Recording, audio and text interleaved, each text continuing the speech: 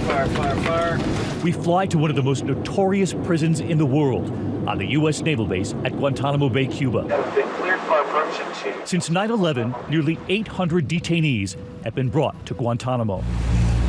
We're now on the sprawling naval base, 45 square miles, but the only way to get to the detention center is now by boat.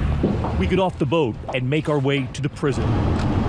Driving through what looks more like a mini American suburb, rows of colorful homes, a McDonald's, even a high school with the American family stationed here. And then we arrive at the detention center, the barbed wire, the gates.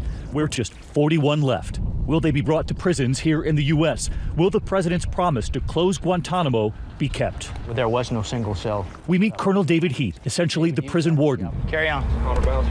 He takes us down the darkened hallways of one of the camps still open here, Camp 6. So this is a typical cell block. They show us many of the detainees who have now been here more than 14 years. We are not allowed to show their faces. You can see they're getting ready for prayer now. Some of them are, yeah. We watch as the detainees use army mats for prayer. We can actually see the detainees. They cannot see us back through this glass.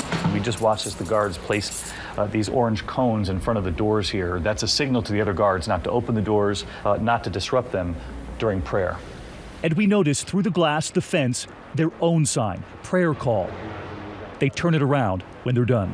Because it can inflame tensions if we're making unnecessary noise. We watch as one of the guards put on one of these face masks. Yes, lessen the risk of them getting something put in their eyes or their mouth. Or he is whatever. talking about a cocktail of bodily fluids, blood, urine, feces. They call it splashing. They show us the kind of cell for detainees who protest, who are non-compliant. We see the evidence of the splashing on the ceiling. It does happen. The colonel tells me there have been fewer clashes with the guards because he says many here sense they could be getting out. The State Department is working very hard to find these detainees places to go. Are they ready to go? I think a lot of them are. Now, 6 agencies deciding which detainees are transferred. David, we're heading into the control room. Attention! Carry on. There are monitors inside and out. Do you have any idea how much American taxpayers are paying per detainee? No, I don't. Tonight, the State Department says American taxpayers are spending more than $7 million per detainee every year. This is our pharmacy here. And those prisoners are aging. Americans paying for their medicine. This is for people who are aging in front of you. That is correct.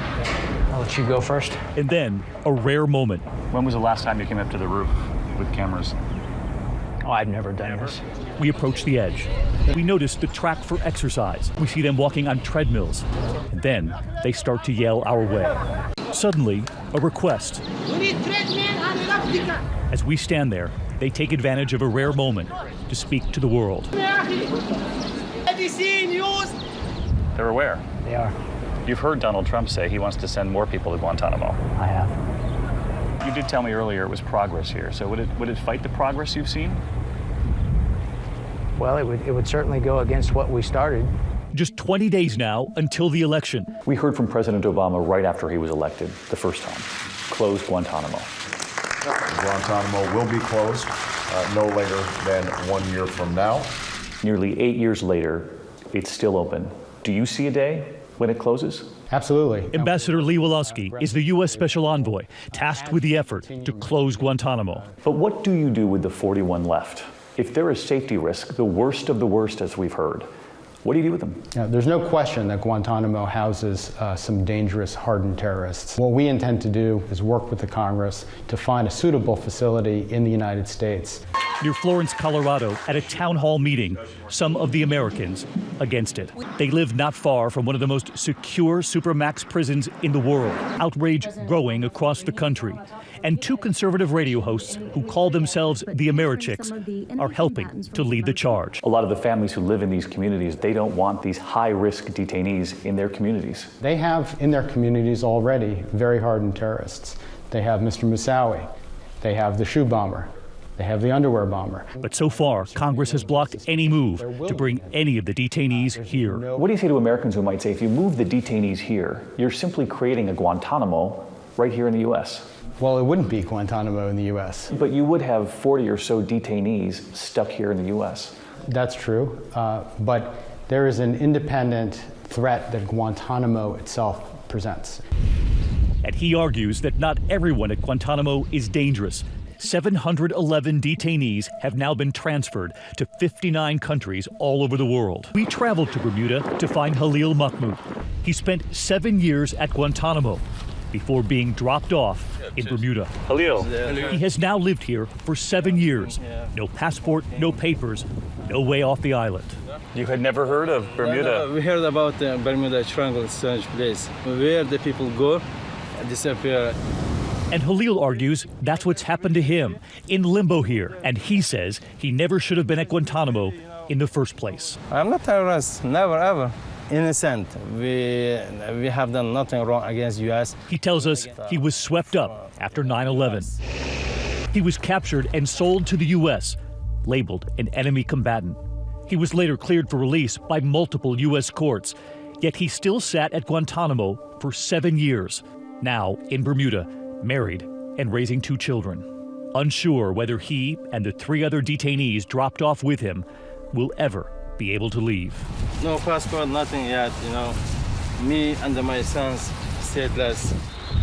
But in most cases, the U.S. government does ask receiving countries to monitor detainees and to restrict their travel. Are you still angry that you were brought to Guantanamo Bay? No, I'm not angry, because when I left in Guantanamo Bay, I left everything behind. But unlike Halil, there are some released detainees who do turn to terror. In fact, a new government report reveals 2 more released detainees re-engaging in terrorism, a total of 9 under President Obama, 113 returning to terror under President Bush. And when you see these new headlines that 2 more detainees are now involved again, what do you say to the Americans who say this is simply too big of a risk? Well, it is a risk. However, you have to measure that against the risk of keeping the facility open. But if it's closed, perhaps the biggest issue of all, what to do with the detainees deemed too dangerous to transfer. Colonel, you're aware that this president has suggested that there are maximum security locations in America, back in the U.S. Yes. that could take the handful of prisoners who are left. True. Would you have any hesitation in doing that? No. These guys are no more dangerous than any of the prisoners we have in maximum security facilities in the United States. Already. Tonight, the fate of this prison, known around the world, now lies in the hands of the American voter.